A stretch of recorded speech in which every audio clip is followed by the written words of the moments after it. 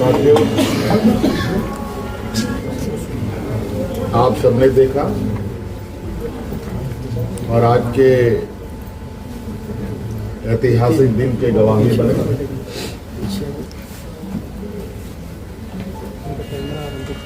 आज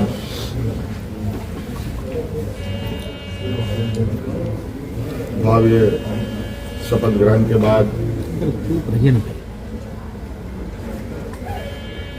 नई सरकार गठन के मार्ग प्रशस्त हुए हैं। उसके पश्चात आज हम लोग प्रोजेक्ट भवन में आए हैं और बहुत सारे बिंदुओं के साथ पदाधिकारियों को निर्देश भी दिया गया। उनमें से कुछ महत्वपूर्ण बिंदु हमारे सामने थी जिसका हम लोगों ने निष्पादन किया। आप सब लोगों ने देखा और आप सब लोगों को मालूम है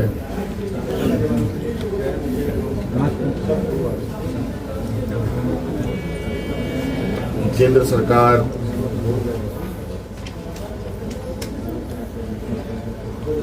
देश की रक्षा हेतु अग्निवीर जैसी कार्यक्रम को चला रही है।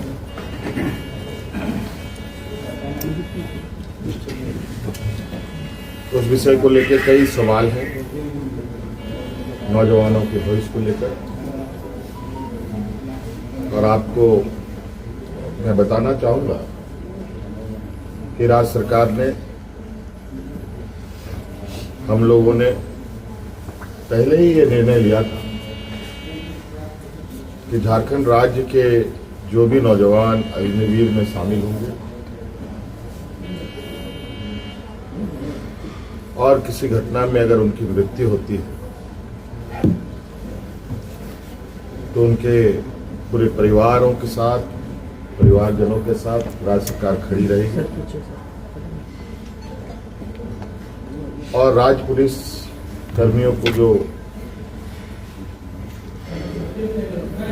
राज्य की किसी घटना में मृत्यु होने पर जो सहायता सहयोग सरकार देती है, वही सहयोग अग्निवीर के परिजनों को भी दे होगा।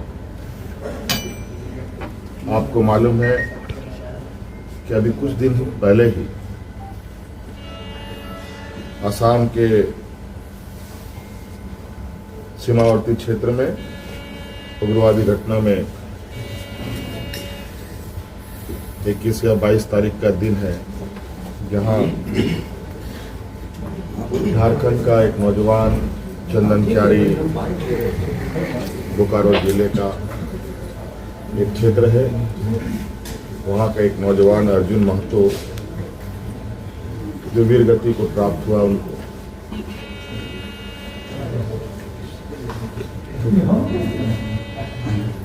और आज हमने उनके परिजनों को बुलाया। उनके भाई को हम लोगों ने एक नियुक्ति पत्र दिया और 10 लाख रुपए अनुदान भी उन्हें उपलब्ध कराया गया और उनके भाई बलराम महतो बोकारो समाहरणालय में चतुर्थ वर्ग के पद पर उनको नियुक्त भी किया गया।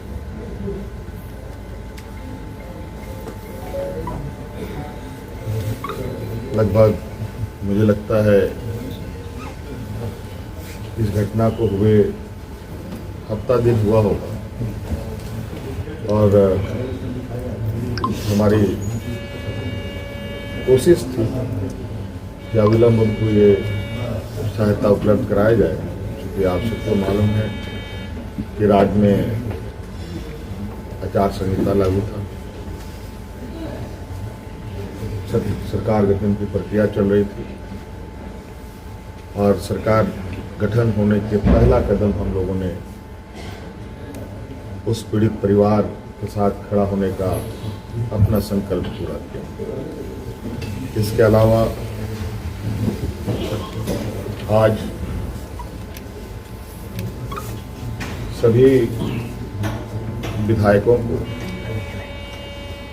81 विधानसभा में जो चुने गए सदस्यों को शपथ ग्रहण हेतु प्रोटेम स्पीकर के रूप में प्रोफेसर स्टीफन मरांडी जी को चुना गया और ये भी निर्णय लिया गया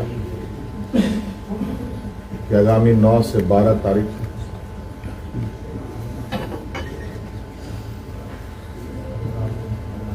सरकार का प्रथम सत्र आहूत होगा और ये भी निर्देशित किया गया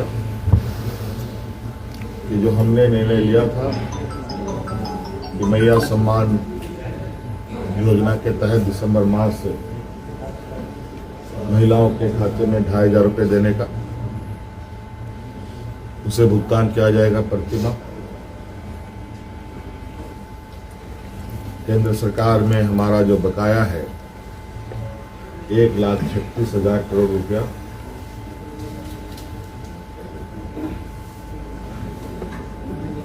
जो केंद्रीय सरकारी उपक्रमों पर है, उसकी वसूली के लिए कानूनी कार्रवाई प्रारंभ की जाएगी।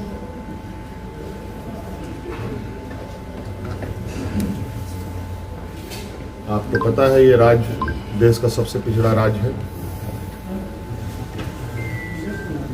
यहाँ पर सामाजिक सुरक्षा, सोशल सिक्योरिटी अत्यंत महत्वपूर्ण और आवश्यक है। इसके तहत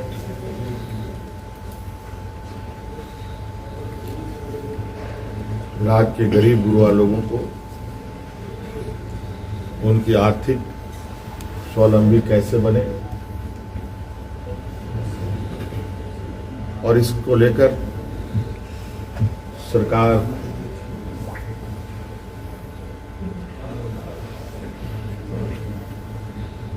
को अपनी आय बढ़ाने की आवश्यकता होगी। इसके लिए नए स्रोत खोजे जाएंगे। खनन क्षेत्र में लागू या चल रहे पुराने करों की समीक्षा होगी और उसमें वृद्धि एवं न्यायिक मामलों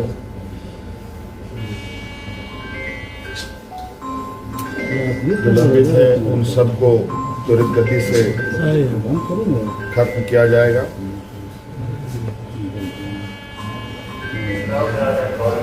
खनन क्षेत्र में कितने अधिक करें बढ़ाई जा सकती है, इस पर सरकार आगे बढ़ी।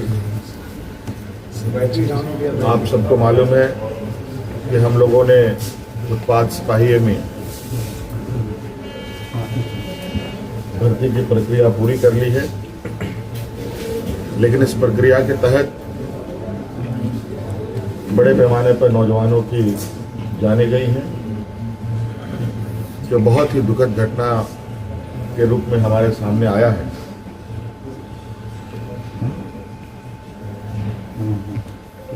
क्योंकि भविष्य में भी बड़े पैमाने पर पुलिस की बहाली होनी है,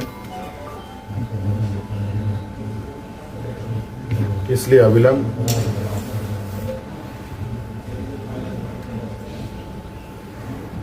पीछे हुए नियुक्ति में जो घटना घटी है उसकी समीक्षा की जाएगी।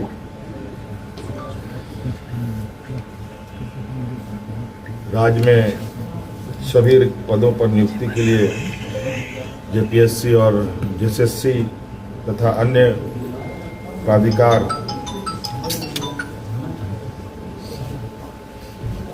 1 जनवरी 2025 के पूर्व परीक्षा कैलेंडर प्रकाशित किया जाएगा और जो लंबित रिजल्ट्स हैं उनको प्रकाशित किया जाएगा। साथ साथ में यह भी निर्णय लिया गया, असम में जो वहां के चाय बागान में बरसों बरस से यहाँ के मूल वासियों को ले जाया जा करके जो वहाँ बसे हैं, जो विशेषकर जनजातीय समूह जो झारखंड मूल के हैं, उनकी दशा एवं उनके भविष्य में दिए जाने वाले सुविधा का अध्ययन के लिए सर्वदलीय प्रतिनिधि मंडल एवं पदाधिकारियों का दल असम जाकर जमीनी स्तर पर अध्ययन करेगी और सरकार को प्रतिवेदन सौंपेगी। ये कुछ महत्वपूर्ण बिंदु आपके समक्ष हमने रखा है। बाकी चीज़ें और भी है जो हम समय समय पर आप सब लोगों के समक्ष अवगत कराने का काम करें। ये फ्लोर टेस्ट जो है